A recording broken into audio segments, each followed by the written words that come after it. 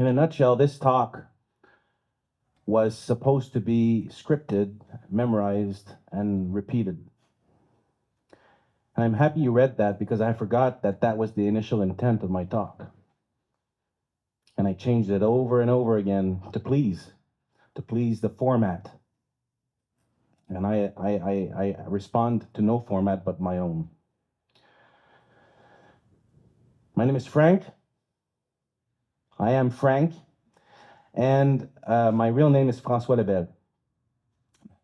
As it was said in the introduction, I was born in Quebec City, Canada, and I'm from a bilingual family. I was victimized with a lot of bullying, hazing. I fell into drugs very young at 12 years old. I overexceeded the consumption of cannabis. For a lot of people, smoking 3 to 5 grams per day is a lot, and for me, it wasn't much. Which unexpectedly got me to live something called a toxic psychosis. A toxic psychosis is basically losing sight of reality, disconnection from reality for a temporary moment until the drugs cleanse themselves from our systems. Fortunately, I don't have any issues whatsoever after that, but it sure as was the biggest fear of my life. I was hospitalized in a pedopsychiatric ward at 17 years old after having graduated from my high school. And it got me on this huge journey. I went to a therapeutic uh, addiction center for young adolescents out of my own will. I went there and I learned to love myself. I learned to gain respect for myself, and I learned to affirm myself. I learned to choose myself. I was on the great path, which I had no idea what I was on when I started that journey. And what happened then is that I started to getting jobs after leaving the toxicity center, the rehab center. I got jobs, and oh God, I hated those jobs. I kept hating those jobs one after the other. I was so devoted to change and transform businesses and I was all in the businesses I was working for. And so much all in, I was taking accountability for the results of the business with the owners. And through those trials and tribulations of getting those jobs, I I was audacious enough to discuss my ambition with my former employers at the time, and I considered myself an intrapreneur at the time, not an entrepreneur, but an intrapreneur. Basically, I was all in for the business. I didn't care; it wasn't mine, but I wanted to be mine, and I admittedly asked that to each owner that worked for, and they easily said no. He's like, "Why would I share my profit with you?" So I eventually stopped getting that motivational drive working for others, and I was looking for a way to work with others. Very big nuance. Fast forward, I became a freelance digital marketing consultant, um, and I started my own practice working for businesses. Remember, before as an employee, I was hopping from job to job, and I said, hey, I'm going to become my own boss. Live the dream, they say. Not quite. I was still looking for something I couldn't find, which was a team at the time. Working with others was not easy for me. Because of the hazing and the bullying and everything, I had a very difficulty trusting others in my relationships, personally and in the work area. And so I started my own business and I tried to build a business with other people, but I would not let go the production. I was the one man army, even though I had a small team working for me back in those years, which led me to living through a bankruptcy because I mismanaged the growth that we were living. And we had quite a good growth, but I was doing everything. I wasn't trusting my team. Later on, after failing, but learning, I sought help from HR management. I went to do trainings at different entrepreneurship schools. I was on a quest to discover what I had wrong within me, what wasn't working within me, how can I make this work for real, and what's wrong with me, you know? And the beauty of it is that I discovered that nothing was wrong about me. I just had lots of emotional triggers, lots of emotional charges within myself that I just never let go because I never really shared those with anybody. So eventually, I, I discovered all my strengths and my weaknesses, hiring HR managers with psychometric tests and doing a lot of soul searching. And eventually, I discovered all my strengths and my weaknesses, and especially what was missing for me to actually have success, which was learning to trust a team. But what type of team? Who do I need to be in my team? Well, they are my weaknesses, and I am their strengths. That was a big revelation for me.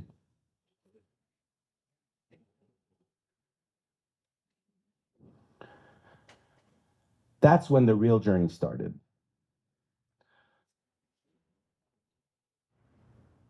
But there was one big challenge ahead of me, which I did not see coming, and most of you didn't either. It's called the pandemic. In 2020, I was hit hard. I still had clients from my former business, and I, and from that business, I had the possibility of growing it, but since the pandemic hit, all my clients were putting my services on pause. Cash flow was running low. I had a new baby coming. I had a new mortgage on the side. I wasn't seeing anything. I had this black cloud over my head, and it was raining hard. And I was left alone, living all of this, and I couldn't share that with anybody because I didn't want to necessarily seem vulnerable, and I wanted to be a surer and like reassure my wife and all that. But I remembered in my addiction center therapy that when when everything isn't working, you need to talk about it with other people that can relate. And only then, even if they can't relate, at least if you've been heard, if you can at least share that with other people, you can get some sort of relative support out of that. I had the guts of wanting to call competitors of mine to see how they were doing. I had this profound willingness to see how they were doing, if I can be of service to them with my way of seeing things, and we could discover if there's anything we can help each other out. But I was scared so much about how they would perceive me. Remember, they're my competitors. All these consultants that I knew of in the area of the province of Quebec, we would bid on the same contracts together most of the time, and looking vulnerable towards them was like, hey, I'm the weakling and I need support. I thought that was wrong. I thought that wasn't necessarily the way. I was scared about that, about how they would perceive me. Would they reject me? As you can see, there's a pattern from when I was a kid. Teamwork and why I started doing drugs. So that trigger was really there during the pandemic, more than ever, with that survival instinct going berserk. So what happened is that I took the courage to call one competitor, and calling that competitor, it just clicked. He had the same vision, the same things of that he was living the same things as I was. Affinity was there. The shared reality was there. And we were in communication trying to find solutions together. And wow, that was mesmerizing to me. And as I was talking with him, and I called so many others afterwards, I could see that there was something that we all had in common, which was our expertise, which was multidisciplinary but complementary at the same time. I was, let's say, an expert in Google Ads. He was an expert in Facebook. He was an expert in SEO. He was an expert in whatever. And we were all there as freelancers, building our own little business on our own, isolate from others, because we had the same emotional triggers of having been hurt in the past with working for other employers, which were either not necessarily didn't have the recognition to see the value of us as being entrepreneurs. So at that moment, I got some sort of epiphany moment, a eureka moment, and I got really inspired. I said, how about we unite all these freelancers that have the same service together and we empower them to prosper and work together and reunite with the fact of working with others. Seemed totally unreasonable. But as I was living that calling, there's no other word for it, it was like a mission. I was like, I gotta do this and I gotta give it to them. Sort of like the Kevin Costner movie, Build It and They Will Come, but a little less theatrical in my basement at the time. So I got the design board. I started to work with my management consultant on how to build this. I went to get some help. I went to try to, I validated the model. I surveyed the freelancers. I basically built the model and I presented it to multiple freelancers. And they said, wow, this is what we always wanted. A business where we're all owners. And it's expected for us to be owners. It's a partnership, nothing more. But nobody ever thought of uniting all these freelancers together so that they reunite with teamwork and prosper together. So in the gig economy, there's a huge place for that, which is on the way of happening. So anyways, I'm actually really thrilled that there's acceptability about this. And then I get hit by cancer. Right after Christmas, I get the call. I go meet the doctor. I'm told that I have cancer, and I'm on the beginning of this great journey, this great calling, and cancer's in the way. I was devastated. It was like a jab, an uppercut right there.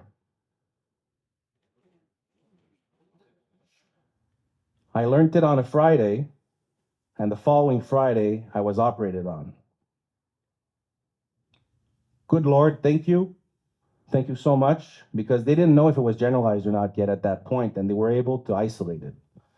But that week was the most intense week of my life. I prepared to die because I didn't know what was going to happen. I get to the hospital for the surgery a week later after learning it, after having done the notary paperwork and all that stuff. And I'm like, ciao, bye, world. And the doctor, the anesthetist, the doctor that puts us to sleep, basically says, makes me, is there a song you like? I said, sure, yeah. And there was a risk that they would cut my throat and I would not be able to do this TED Talk with you today because it was so close to my vocal cords. So I said to myself, if this is the last time I'm going to sing, even though I'm not a great singer, the walls are going to shake. And I sang Let It Be by the Beatles, which is a very profound song for me. When I woke up from that surgery, all I could hear within myself was, thank you. At the wake-up room, I was like hearing myself say, thank you. I was just gratitude. I didn't even know if I was generalized or not yet. But I was just so happy for some reason of being awake after that surgery that it profoundly touched, moved, and inspired me to go forward and build the business I'm on, either way. And then suddenly what happened is that multiple events started to occur. I did demands, I requested things from the universe out loud, I prayed, and I was audacious enough to have conversations with people in my entourage regarding what I needed. I'm at this stage, I need that. And then shortly after, poof, it would disappear. It would just be there, waiting for me to grasp it. And that's been going on for the past years or so. And hopefully it continues going on. Because I'm on a mission to build a business to unite people together and make them learn and work together again. Because they said, I don't want to work with anybody anymore. Today, We've reached a community of 17 freelancers across the province. We've scaled multiple X's, I'd say. First year we did 5X, 4X, and the second year we did 4X, and now we're in the process of acquiring another business, our first business that we're acquiring, and we're on a mission to acquire other businesses. And we're not doing it for the money. I'm not doing it for the money. I'm doing it for a just cause. And what's been guiding me through this whole ordeal since I was 17 years old is a list of 12 principles here to share with you today. So these 12 principles, you've probably seen them as I was explaining the story, is to be kind to one another. I called my competitors. You never know who you're going to talk to. It might be your next partner. Always be kind. Be your word. When you take commitments with other people, act on those commitments. Do what you say what you do. 3, be serviceable. Make it about others before yourself. I'm not building this business for myself. I'm building it to give it to them. All those freelancers that want that at heart to build their own business, to prosper. Be bold. Have a dream. Write it down. Get connected to it. Read it every day. Be humble. Ask for help. I asked for help so many times, and I'll continue asking for help every time I have an issue.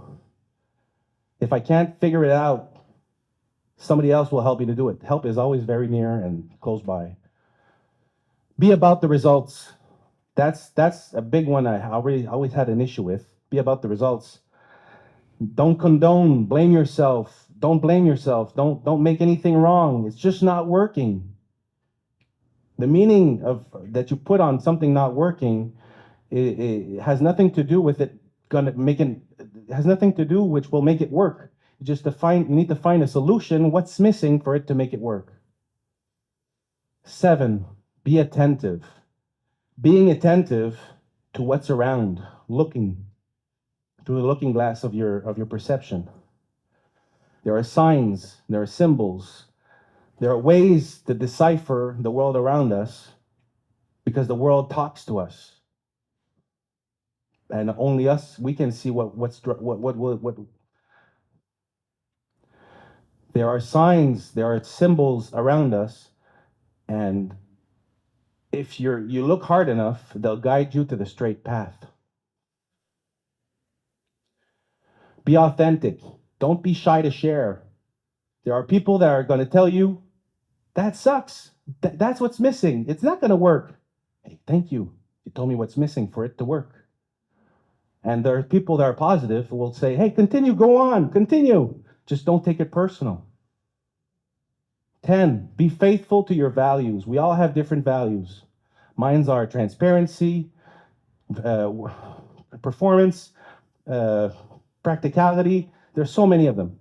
But all our values are there to help us navigate through confusing and cloudy times. And if you follow those, you'll never be wrong. Be hopeful, because sometimes it gets really rough. Cancer, drug addiction, bankruptcy, depression, which I forgot to say. Man, I've lived so many ordeals. I should have a badge for every time I survive something amazing like that. And also, be grateful. When I woke up in that hospital room, I was just so grateful to be alive. And that it was less rough than it was supposed to be. And I'm savoring every moment now, ever since, and trying to bring value to others. Those 12 principles, I lied. There's a 13th. But the 13th is not necessarily something that I can do. It's the cement of them all, which is to inspire others to do the same, which is an effect of me applying those 12 principles. And I hope that I've touched, moved, and inspired all of you to see that If you follow those 12 guidelines, which work for me, and they could work for you, I'm not saying this can work for everybody, but it sure as heck made it simpler for me. You can find purpose through leadership yourselves, because we're all leaders somewhere, somehow in our lives, because we all have to undertake things that we don't necessarily want to, or that we want to, which takes effort, compassion, and gratefulness to accomplish what we have set for ourselves. My name is François Lebel. I thank you very much for your attention.